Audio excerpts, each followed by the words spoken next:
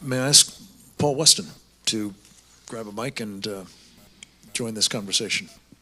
Thank you, Paul. Yeah, thank you very much, Frank. I was watching Fox News this morning, and this is slightly off topic, but bear with me. And it was about the IRS, and this woman phoned in wanting to know what she should do with her $2,500 rebate. Should she go to Europe, or should she pay off some debt? And this is a question she asked, and this expert woman on Fox News advised her that what she should do is pay off her debt, save some money, take the whole family to Europe, because she said Europe will always be there. And therein is the problem. Europe is not always going to be there, I'm afraid.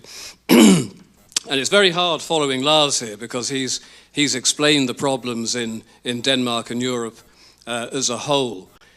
But I came here a couple of years ago, and I was talking about the illusion of permanence, which was something that was flagged up in Samuel Huntington's Clash of Civilizations.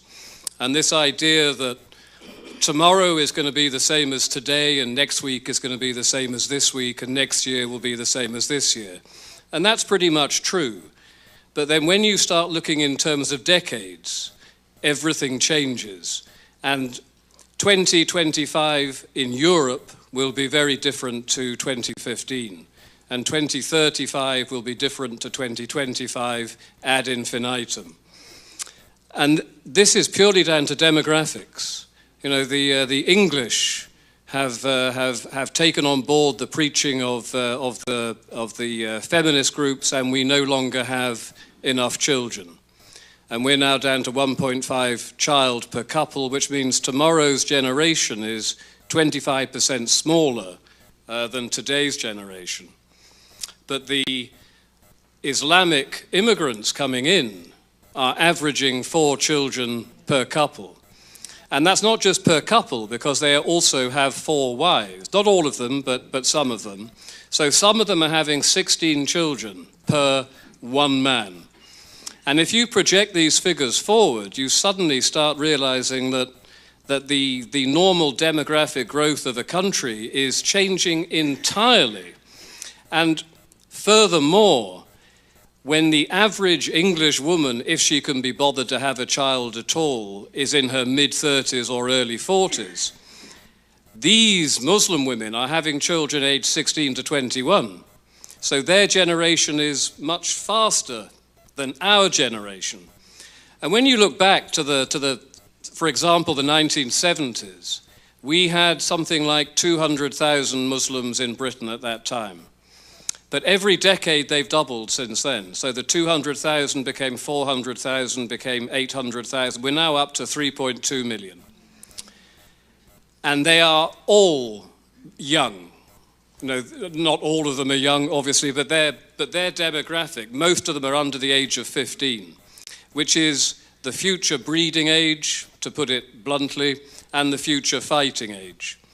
But when 200,000 become 400,000 in a country, I'm in America now, so I can't say a country as big as England, but as little as England is, it is big for 200,000 or even 400,000.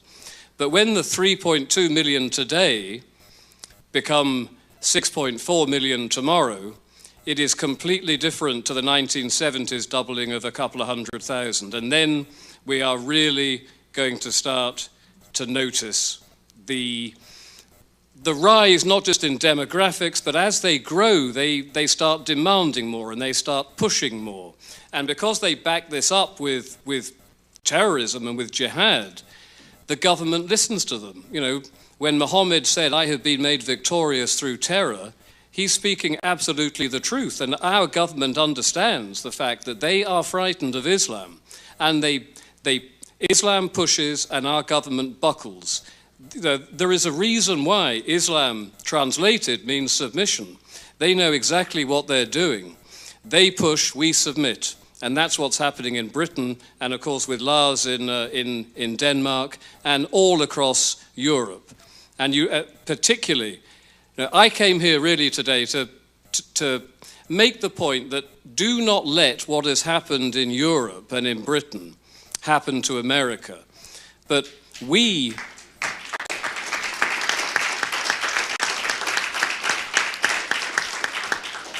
in England look to Sweden in the way that America should be looking to Britain, because Sweden is literally a lost country. You know, we in Britain have maybe 2 decades before everything really hits the wall. In Sweden, we're looking at 5 years to 10 years, and Sweden has terrible, enormous problems. Malmö is now the rape capital of the European continent. Aside from South Africa, I think it's the rape capital of the world. It is that bad. So we look to Sweden in the way that you need to look to us. And we had, over the last 12 months, 12 mass transit bombings planned for England that our intelligence services, MI5, MI6, managed to stop. That's one a month where they're looking to kill hundreds and maim thousands of people. And despite this, we still say, you can keep on coming into our country. You know, when Donald Trump talked about, and of course it was misreported in England that Trump had said, we don't want any more Muslims. What Trump said, of course, we don't want any more Muslims over 5 years until we know exactly who they are. And with us, we have no idea. We have no idea who these people are. But we are still letting them come in, knowing full well.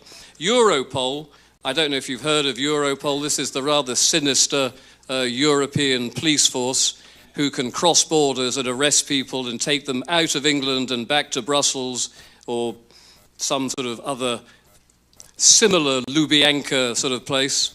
Europol has said that there will be 5,000 jihadists amongst the hundreds of thousands of millions of supposed Syrian migrants coming into Europe. That's 5,000 jihadis. And we still cannot say no more, even despite that. So I have been saying for a long time that when the inevitable attack happens, as it happened in Paris last year, 2 of those people in Paris were migrants. When it happens, British politicians, Danish politicians, European politicians of every description will have the blood of the murdered and the blood of the maimed on their hands.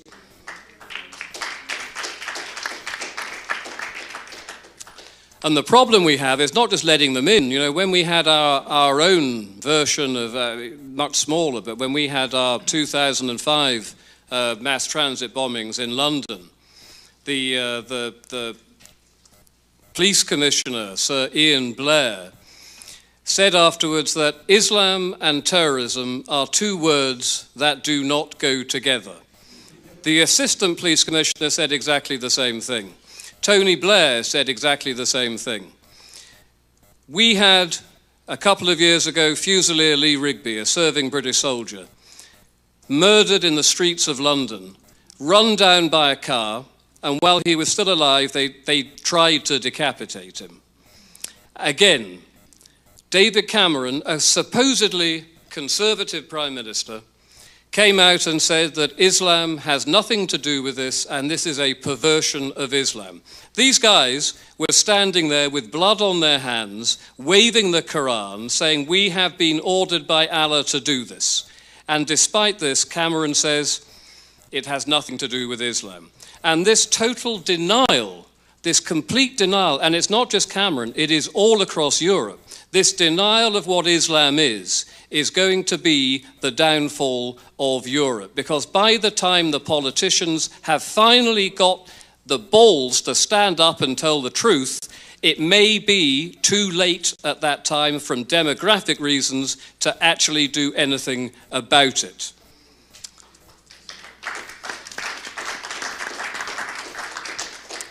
And because I'm English, I'm going to have to talk to you very briefly before I wrap up about what happened with the raping and grooming gangs that we have had for the last 20 years in Great Britain, but only finally made the news last year and it was broken by a guy called Andrew Norfolk, who was a Times journalist. And the reason he knew about it, the police knew about it, the politicians knew about it, but none of them wanted to talk about it because that would cause some sort of community uncohesion and community tensions. Now, I think it is much more likely that you will get community tensions when your local girls and sisters and daughters are being raped and groomed and tortured, and the police won't talk about it. I think that is much more conducive to community tension than actually telling the truth about it when it could have been stopped way back in 1990. And I don't know what you know about the British National Party and Nick Griffin, but Nick Griffin, who has some sins that I can't forgive him for, but Nick Griffin came out and actually said many years ago, I think in 2004, 2005, he told the truth about these Muslim grooming gangs. And the response to the British government was not to investigate and not to look out for these girls. All of these girls, by the way, were in care. They were vulnerable young girls, and they're not 16 and 18. These girls went from 7 to 13 years of age. And as I'm talking about it now, the police would be called to a hotel where 13 Muslim men were in a room with a naked 12-year-old girl under the table and a very irate father outside the front of the hotel, and the police would arrest the father. This is how bad it is. And I've rather gone off track, but the Muslim grooming thing, I think, is really the icing on the cake in terms of what they are allowed to get away with and what our reaction is politically from the politicians and from the police, the media, because they all colluded in covering it up. I was talking about Nick Griffin, and the Times journalist, when he broke the story in 2014, said the reason they had sat on this story for so many years was because they did not want to give any ammunition to the nasty fascist right-wing political organizations in Britain, which is absolutely disgusting. And I'm rambling on, but my point really is Britain is not yet lost. We're not far off being lost. Sweden's gone. Sweden is just a matter of 5 or 10 years. Britain can still maybe do something about this. But I don't think it will be resolved peacefully. I think probably we are going to be looking at a civil war scenario in the same way that Yugoslavia broke up in the 1990s and the civil war in Lebanon in the 1970s. I think this is the future of Europe, generally speaking, and I think when it happens, it will not be contained in the way that Yugoslavia was able to be contained. It's going to be cataclysmic, something that people cannot imagine really in living in modern democratic times, but it's coming. And I will finish simply by saying you all need to look at what's happening in Britain and Sweden and Europe, and you all need to make sure that you retain, because I know Obama is trying to clamp down on this, you retain your First Amendment rights, because unless we can talk about this, unless we can bring it out in the open, you in America will go the same way. You need to stand up and look at what we're doing and say this is never going to happen here. Thank you.